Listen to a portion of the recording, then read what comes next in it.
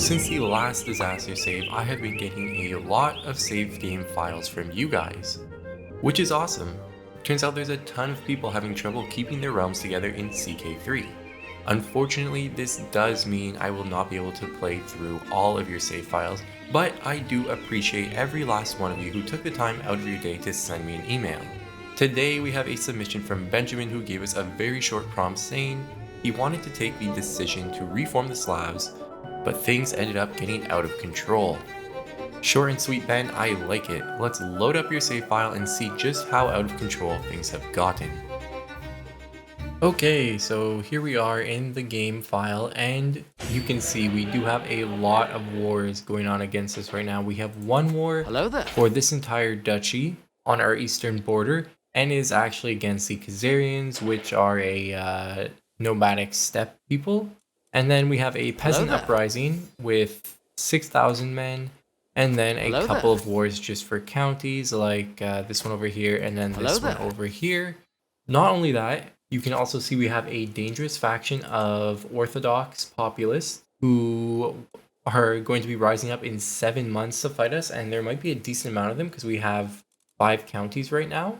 And not only that, but we have just lost a battle against the peasants, which is a little bit demoralizing. And it has left us with a retreating army of only 1,372 men. For some reason, you can see here we're holding on to this duchy, which literally is serving no purposes for us. The reason you would want to hold a duchy personally...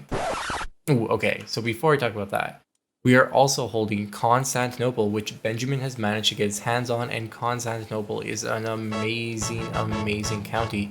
You can see right here we are making 12.5 tax from it, and we only have these 3 buildings. The reason we're getting so much tax is not because of the Hagia Sophia, which would be giving us a ton of bonuses, but we don't get this right now because we are part of our own reformed Slavic faith right now, which you've managed to do, which is pretty good.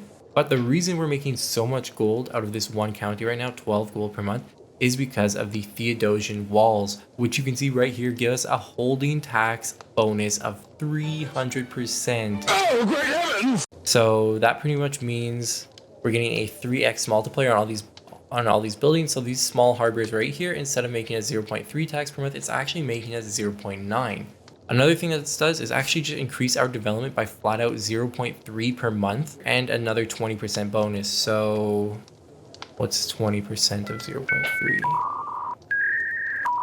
Which I think is around 0.07 development per month on its own. So really, with this building, you're getting a bonus of 0.37 development per month to this county, which will just help boost this development higher and higher, even as right now you can see we're not increasing the development here. Instead, we are promoting cultural acceptance with these guys here, who are the Greeks. So maybe what you were trying to do is form a hybrid culture, which actually is something we could do right now. Interesting. Okay, so what I have decided to do in terms of the... Okay, whoa, 1 second. What was I talking about? I'm pretty sure I was talking about why we were holding, personally, this duchy over here. And I was explaining that the whole reason you want to hold a duchy is because if you hold a duchy, you can create a duchy building once you have the research unlocked. And these buildings are incredibly powerful. You holding this duchy with only vassals really is doing nothing for you. And what it actually is doing is hurting you, because you can see all the vassals in this region will have a minus 25 opinion penalty with you from that. So I think right away we'll just find whichever vassal here looks like a trustworthy person. This guy right here actually has the trusting trait, so we are going to grant him this duchy right here, because that will lower our direct vassal limit, because you can see we are still one above that. And see, this duchy up here, which you're holding, is 100% okay, because... well, it's getting invaded, which kind of sucks, but you can see here we do have a slot for a duchy building. So once we do get battlements or manorialism, we could go ahead and construct a duchy building in this capital over here. But it looks like you also have this Hall of Heroes building, which is pretty cool. You can see it gives us piety per knight and bonus to our knight effectiveness. And I was looking at your military, and you do have amazing knights right now. So even if we are coming against a lot of Mongols, as you can see here, with horse archers, which are probably like the strongest unit in the game, in my opinion, we should still stand a chance against them. Oh my goodness. Is this really who we're fighting? We should still stand a chance against these guys because of our amazing, amazing knights. Okay, the next thing we need to talk about is why are you controlling the land that you're controlling? If I take a look at our realm here, we can just take a look county by county. And these 3 counties are fine because they're all the same. They're all in that duchy, which you own personally, which we talked about already. There is a problem in terms of the control here, so we're not getting as much gold as we would like from these counties, but it's probably because they are being occupied / invaded right now. And then we are holding Byzantium at 100% control, which is good. But then you're holding some random ones like Plock over here, which is at low control, so it's not even getting you full taxes or anything like that. And then you're also holding this random steppe land over here. Again, not at full control with no buildings, so it's not even getting you that much money. I was having a look at this character down here. They own this duchy to the northwest of Constantinople. So they actually won't mind if I take this this county for myself. And we want to do that really because we already hold the capital of this duchy. So getting more land in this duchy will be really important, especially considering if you look right here, we actually get a 15% holding tax for all the holdings in this whole duchy. So that means if we hold this county personally, which I'm going to go ahead and revoke right now, you can see if we click on this county, she actually will 100% accept because they're terrified of us, they have a high opinion of us, and we have a difference in military strength. You've got mail. So now you can see we have this county. You can see the Theodosian walls are taking effect here. We're not getting benefits from it now because we are above our domain limit. And actually, I'm going to go ahead and revoke this title from this person because there is a secondary castle in this county as well. So now we get 2 counties with the nice gold bonus. And we can go ahead and grant away Plock, which is up here, which we don't need. I guess this guy over here. And then also this nice steppe territory, which we can grant to this character, which then puts us back down to 6 of 6 holdings.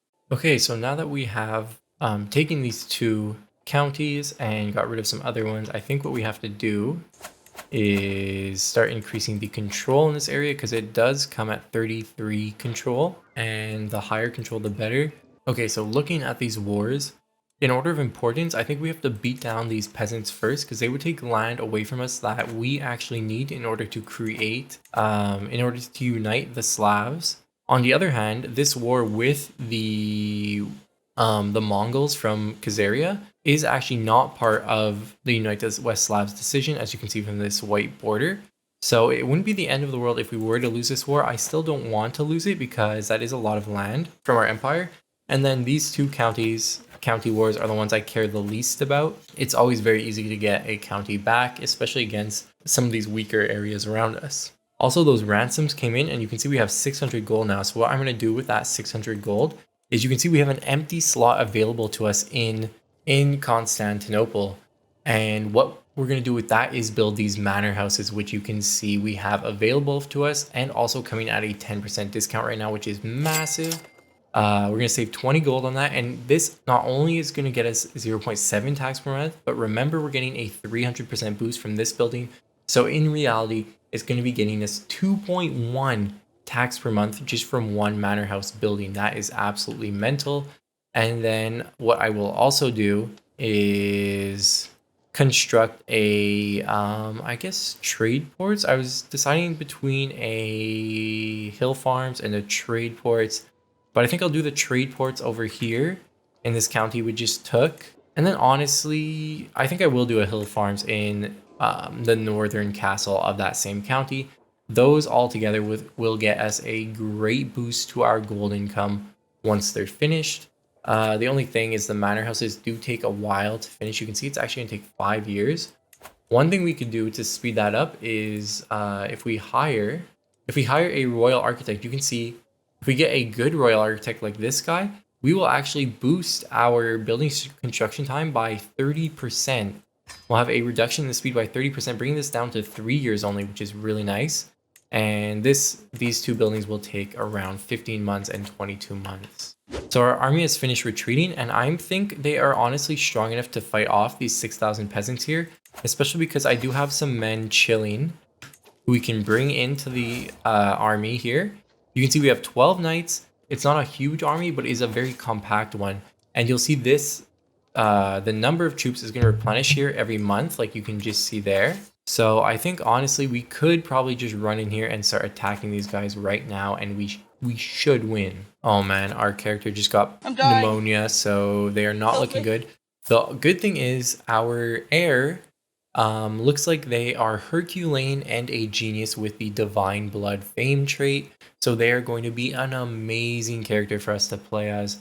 I was a little bit worried about our succession, but you can see we actually have this law that means we have to be of the same faith of our ruler in order to inherit. We do have 2 other sons, as you can see, but they're part of the old religion, so they actually wouldn't be able to inherit anyway, which is a pretty big W for us. Over here, you can see the peasants just took this duchy away from us, and this is not good because you can see they will be getting a defending bonus from defending a river crossing or to attack them here, and any defensive buildings which might exist here. It's only a normal castle, so I guess there wouldn't be any defensive buildings, but what instead I'm going to do is just wait here. And you can see they will now try to attack us, and you can see we will get the defending a river crossing bonus. One thing I wanted to do was, you could see we don't have, so I was going to try to find a quarter like this lady right here who was unmarried, sort by commanders, and set up a matrilineal marriage. Oh, we weren't able to get in time because we could have swapped our commander out for that guy instead, because they do have a 31 commander, but you can still see even with much less men, we should pretty much dominate these guys in this battle. Ooh, okay, so here come the Orthodox peasants that we talked about. There's only 2,000 of them, so it's really not the end of the world. Now we can go ahead and switch this commander out for this guy who has 20 skill.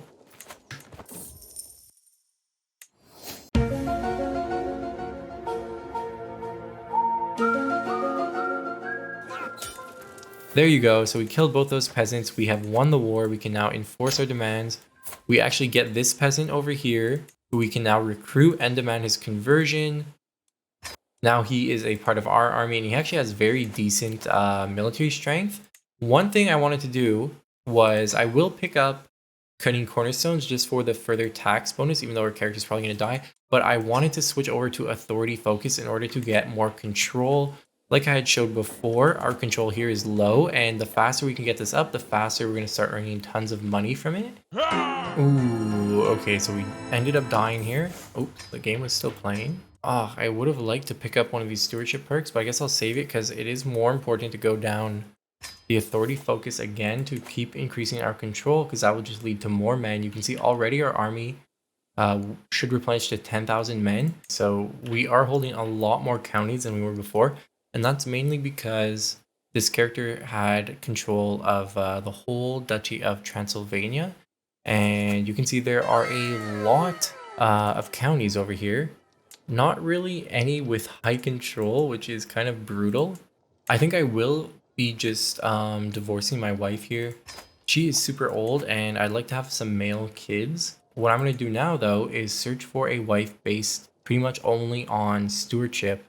I could look for a wife based on alliance power, but if I'm honest with you, I think stewardship is just that much more important for us right now, because now if I go over here and put her on managed domain, oh, she already was, we can actually hold 10 whole holdings for ourselves. And the other thing I can do is actually just get rid of these 3 counties here, and they're honestly being occupied. We can't grant him this one just yet because it's being occupied in this war, but already that brings us down to just 1 above our domain limit. Okay, so I'm currently regenning our supplies, you know, kind of like waiting for our army to get full strength. But the problem is we are running a pretty big deficit in order to sustain this army. And now that we actually were able to make that second army, I think this is about as strong as we're going to be able to get without going in debt. And you can see these guys are going to start losing supplies slowly here. So honestly, I'm going to go in and try to attack some of these Mongols over here. We'll see what we can do. It honestly probably would be better to go around the north, just because I don't want to step foot in all these plains terrain, mainly because they have these horse archer units, which are amazing the second you go into plains or dry lands. So it would be a lot better to fight these guys in hills or mountain terrain. One thing we have going for us is that he is actually in debt right now, losing 2 gold per month, and we shouldn't be in debt, at least for the beginnings of these battles. I'm not sure where the rest of his army is. We do have the Novgorod people here, so maybe we can take a chance and try attacking them on this tile, because those guys don't have the horse archers at least. So like you can see there, we were able to get a pretty decent kill. And in the meantime, while I'm not sure where his army is, oh, he might have had to send it over to the east to fight off some enemies. Okay, so in the meantime, maybe I'll actually start beating back some of these other wars we're in right now, or even I could take one of our small armies and fight back some peasants that I think are running around somewhere down south. Alright, so I beat the peasants in the south at least, so I can now enforce our demands there. And now I can send this army back up north. I really need to be fighting these guys. And oh, look, they're taking some massive damages in their other war. This is huge. I only have like 4,000 men now. Here it looks like I'm going to catch the allies of these guys one more time in a battle, so that should help our war score. I think once we take this tile here, we will actually be sitting in a pretty decent position. So there you go, we took the tile, and now you can see we actually get defender controlling war target, which is actually adding 37% to our war score. Same thing with this war, we took back this war target, so now we can technically just sit on these and wait them out. The only problem with that is you can see we are in a lot of debt. Not having our full army raised would definitely be a bonus right now. I also realized we have some guys down here, which I did not see. Sneaky buggers. Ooh, look at this. So we ended up catching them here on these wetlands, and this is amazing because you can see the horse archers are getting a really big decrease to their damage and their pursuit stat in these wetlands. So that's pretty much gifting us the war in this battle. Also, the fact that we have a lot more men definitely doesn't hurt. This war in the north, honestly, we might lose, and I don't think there's anything we can do about it. I just can't afford to run my whole army up here at this time, so we might have to sacrifice one county here. Okay, yeah, so we lost a war in the north. That is okay, though, because we are getting really close to winning this war with these guys. Which land do they actually own? What the heck? Oh my god, how do they sneak an army down here? Pretty big bummer, but it looks like this army with just our onagers is about to get caught by just some random dudes who are up in this area, and that actually sucks because we really need that cap in order to speed up and get this to 100% a little bit faster. Okay, after we just finished capping this, boom, we hit 100%. We can now enforce our demands, and we have successfully defended against this invasion here. We're still in debt right now, as you can see, but what I'm going to do is split off some of these levies. Like these guys here, I'll just disband 500 levies, which you can see puts us into a positive gold income. And now we can just worry about this last war over here, and these guys aren't too strong. You can see they only have like 1,700 men. Okay, so here you can see we have a liberty demand coming in from factions, and this is just to lower our crown authority, which we only need to revoke titles. So honestly, I'll just lower the authority myself there, and now they actually get disbanded. So that is very good.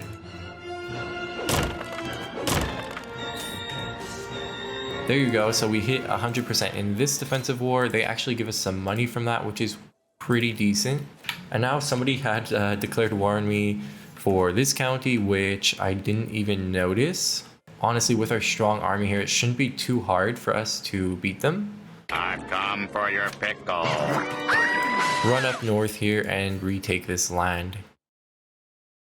Boom, there you go. We can enforce our demands. They actually give us some more money. So now you can see we are out of debt and out of all our wars, and we should be making a pretty healthy amount of income once our armies finish replenishing here. There you go. So you can now see we are making 23 gold per month. Something that's really helping is we did finish this manor houses, And you can see those manor houses are currently getting us, the mansions are getting us 0.7 gold, but that's getting multiplied by 300%, then by 15%, and then by another 15% for the development, and finally by a 54% because our stewardship is just so high right now. You can see we have 35 stewardship. We actually have room and enough technology to create more castle baronies, which we can hold personally. Or honestly, we could even create temple holdings, because I'm pretty sure our culture does have lay clergy. That would be a great way for us to get our domains up to 13, which would just make us super, super powerful. I think even here in Constantinople, it's more worth it to spend my money on a trade ports upgrade, because this is going to get us an extra 0.2 gold per month, and that's going to get multiplied by all the bonuses like we had talked about.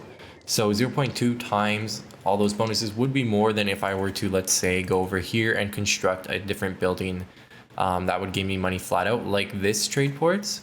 I think what I've also decided to do is form a hybrid culture with the Greek. I think that's what Benjamin was going for, because he was promoting cultural acceptance with the Greeks when I picked up this game.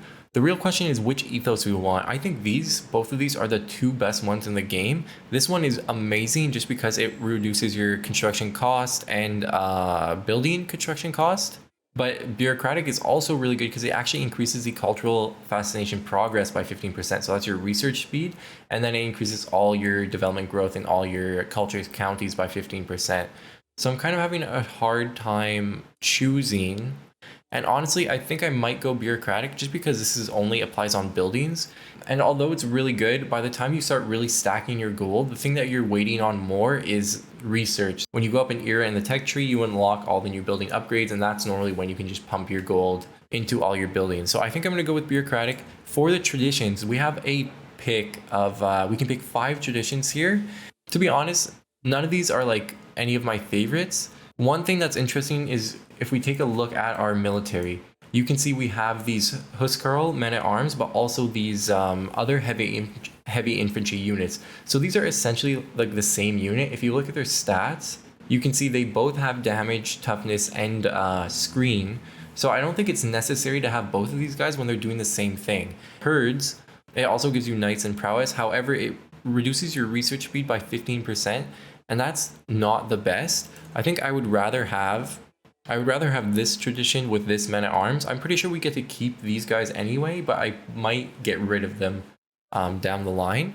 I think I'm definitely going to want to pick up Eastern Roman Legacy, because that actually would let us get these crazy strong heavy cavalry units. And you can see they have ridiculous damage. They are really expensive. But even in bad terrain like mountains, you can see they get minus 50 damage, but that still leaves them with 70 damage overall. So we're going to want to use that. It does reduce our total levy size by 1/4, which is actually crazy. But I like having a military mostly where most of my strength comes from men-at-arms and not from levies. I think I might keep formation fighting experts just because you can see it makes our men-at-arms more efficient. It also gives damage to our archers, which we don't have any right now, but I'm definitely going to pick some up. And our spearmen, which we do have, it comes at the cost of light cavalry and skirmisher damage, but we don't have any light cavs, and instead we're going to be having heavy cavalry.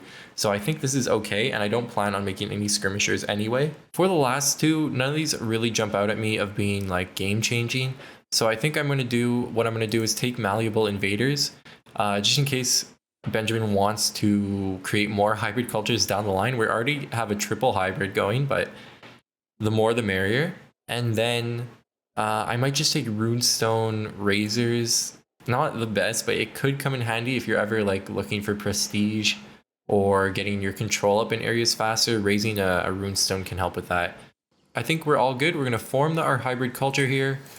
Yes, so it looks like we have a 1-tile culture right now, just with Constantinople, which has ridiculously high development right now. So that means our research speed should be ridiculously fast. We also unlocked a few, I think like 5 technologies from that hybridization. And let's say if we wanted to click on battlements, you can see we'd be getting this in 10 years. What about a new tech? We would be doing it in 18 years because the average development of our counties right now is really high because we only have Constantinople. And this is only with a 45% learning chance. We haven't gone down learning at all as this character. Okay, in Constantinople, I have enough money to upgrade to the next level of manor houses, and this is going to get us 0.4 gold. But again, it's going to be upgraded by the massive percentages in here. When I did finish my fishing net weavers, which was only a 0.2 gold income increase, it actually brought our tax up here by 1 full gold per month. I picked up the golden obligations perk, so I can now blackmail people for hooks against them. And both these characters actually have money, so if they accept, and they do, and they are strong hooks, which are really nice. So now if I go, I can get 15 gold from that character and 50 gold from that character. So this is going to be a great way just to keep our gold income high. With our temple almost finishing here, we should be at our domain limit very soon. And the rest of the money we can use just on pumping into Constantinople. Okay, so I have finished getting our gold making buildings all to tier 2 over here in Constantinople. And you can see we're now making 21 tax from it alone, which is absolutely massive. I'm also starting to build a trade ports over here in this county because remember, all the tax we get from here is also getting boosted by 15%. Oh man, look at all these hooks these secrets we just found from these people. We can go ahead and blackmail them. So that's more people we can demand payments from. Okay, we unlock battlements, so now we can start upgrading our castles. I'm going to go right away for manorialism next. Just because Constantinople already has a level 2 castle, so if we wanted to, if we had manorialism, we could have started unlocking these buildings, economic building upgrades, which would be really important. I'm gonna have to start converting the culture in some of these counties here because we do have a one county culture right now, but that means that the second we start getting more techs, those techs will only apply for this one county. So I will spread it first over here. I'm also going to switch over to a scholarship focus because that's going to help our development growth, but it's also going to help our learning. And then when we pick up scientific, we should see this research speed go a lot faster. Okay, so I just finished blackmailing a ton of people.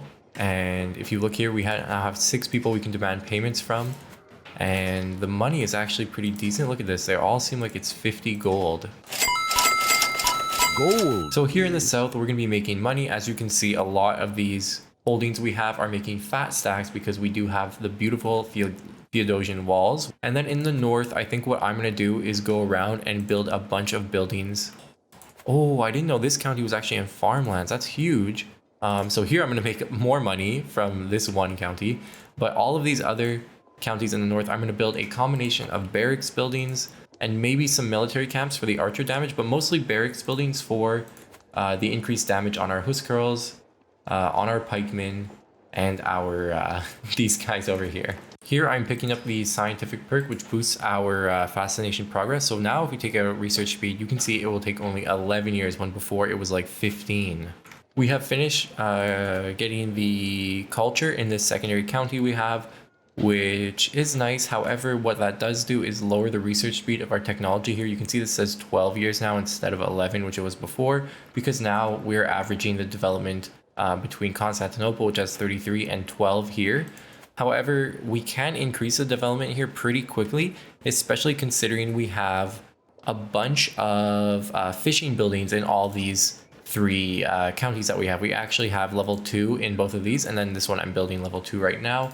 So the more I stack the bonuses in this county, the better. And even in this city, I think what I'm going to go ahead and do is create a trade ports and then a guilds in here. And well, I think the mayor will build the guilds on his own once he gets enough money. So also my wife has failed in getting me a son. So we have 3 daughters right now, which is definitely not amazing. I think what I'm going to have to do, which is kind of a bummer, is disinherit both these daughters because I had set them up with marriages for alliances during those war times. Since I did that, I wasn't able to get matrilineal marriages. So you can see all of these characters are not part of my dynasty. You can see the red makes them a member of my family because they are my grandkids, but the green, it means that they're a member of my family and dynasty. What I'm just going to go ahead and do here is just disinherit both of them. It does cost 150 renown and 300 prestige, and it is kind of cheesy, but you know what? If we were to play as one of them, all their kids wouldn't be part of their dynasty, and then it would just be a complete mess. Like it really wouldn't be playable. So this way we're at least set up so that this character over here will be our next heir. And they actually are an Amazonian with genius, divine blood, and curious, which we put them on an education focus. So I was saving my gold here because we should be able to found a new empire. Oh, we actually have to get our fame up to level exalted amongst men. So I forgot about that. I guess I will start going on some nice hunts and things like that in order to get our prestige up very quickly. Also, actually, maybe there's some titles I can create. Oh yeah, look at this. We have tons of duchies we can create here. It's all going to cost us gold, but you know, we have a lot of gold to go around. So I'm just going to go around, create a lot of these titles, and then grant them to the people who like me the most. Like you can see, this guy has 100 opinion with me. So we can just give them the duchy title. It gets rid of some of our vassals too. It kind of consolidates them and just gives us less people to worry about while also getting our prestige up. There you go. So I granted away a bunch of duchies, and now I only need 1,800 more prestige, and I should be exalted amongst men, and I can create a beautiful empire of our land. So my wife died in childbirth actually, and I'm gonna do a little trick I like to do when my character is old and I kind of have my stuff set up for my next life. I'm gonna search by characters who are infertile, which means we won't be having any kids, and then I will sort by whichever trait I need. So right now you can see I have more domains than my domain limit. So I'll just marry one of these characters. I'll try to go for the youngest one so like they won't die on me. So this character is 49. We can just ship her a marriage proposal. Excellent. And now you can see we have enough domains to actually hold one extra domain. And I think what I'm going to do with that is bump up my crown authority to tier 2, and then I can revoke this secondary barony away from that little character there. And it's actually a nice one because it has these hamlets, which are the tier 2 farms and fields. And this whole county, as you can see, is making me 3.5 gold. Okay guys, a few more prestige. We should hit exalted amongst men. There we go. So now we just need to wait one more month. There it goes. We hit 12,000. We hit 1,200 gold. We can now found our new empire over here. It costs a lot, but it will give us one extra domain limit. It'll give us more men-at-arms regiments, I'm pretty sure. Yeah, so you can see we do have an extra men-at-arms regiment. With that, I think I will be picking up these cataphracts heavy cavalry unit because they are quite awesome. So again, we do have title revocation on right now. So what I'm going to go ahead and do is take away one of these castles, like this one over here from this character. They can only accept. And now we're at 13 of 13 holdings. It brings our total military up to above 10,000 now. Looking at the religion screen, you can actually see we are pretty much a different religion than the rest of the map. So in a situation like this, it's really good to actually found a holy order. It is expensive. You can see it's 500 gold, 1,000 piety to do, but it will be worth it because we can pretty much use it in all of our wars. And I just have to find a city to give these guys where I won't be too bothered about. So this one here is in a forest, so I'm not going to be using this city anyway for like getting my development up. So we'll give it to these holy order guys, and now you can see we have a holy order with horse archers. Yes, okay, that's sick. And then whenever they come back and ask for more cities, we can give it to them. It'll get us like 500 gold per pop, and it's a free army we can use in all of our wars now. Boom, so there you go. We just unlocked manorialism, which is awesome because now we can upgrade all of our gold making buildings where we have tier 2 castles, which is in these two counties down here. Next up, I think I'll go for household soldiers. This is good for having a lot more men-at-arms and men-at-arms regiments. And right away, you can see we can get a bonus of 0.3 tax per month if we upgrade this farms and fields. And we'll just be doing that pretty much everywhere we can, like down here in this county where I already have a level 2 castle. But also we will be doing it in mainly in Constantinople because that's where we're going to get all of our amazing gold benefits from. Okay, so I'm just finishing up my last upgrade over here in terms of our economic buildings in Constantinople. Boom, there you go. So we just finished it. And look at how much money we're making out of Constantinople right now. It is absolutely crazy. 32 gold from one county. Not only that, but you can see even without increasing the development here, we're still making 1.3 development per month, which is nuts.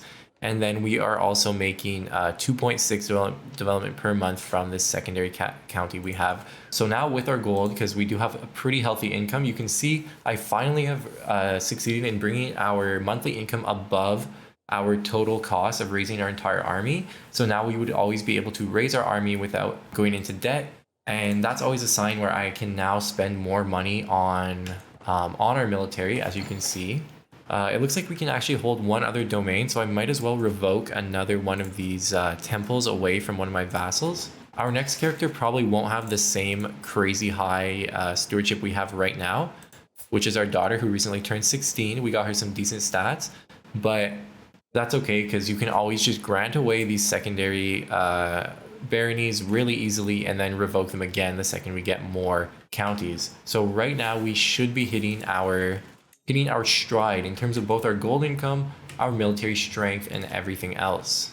But honestly, I think that's where I'm going to leave this now. I will not be going ahead and reforming the Slavs for Benjamin, our friend here. I think we have set him up perfectly and able to do that. His realm is a ton more stable than it was before. The only thing is this character is pretty old, as you can see. So when he does die, his daughters can be in charge. There might be some factions that rise up, but in this situation with a military as strong as this and a high gold income like that, with all of the lands going directly to the daughter, as you can see, there shouldn't be any problem with putting down those factions very, very easily. So I hope you guys really enjoyed this disaster save. It was a little hairy in the beginning, but again, like always, we ended up forming a beautiful empire. I'll be seeing you in the next video. Peace out.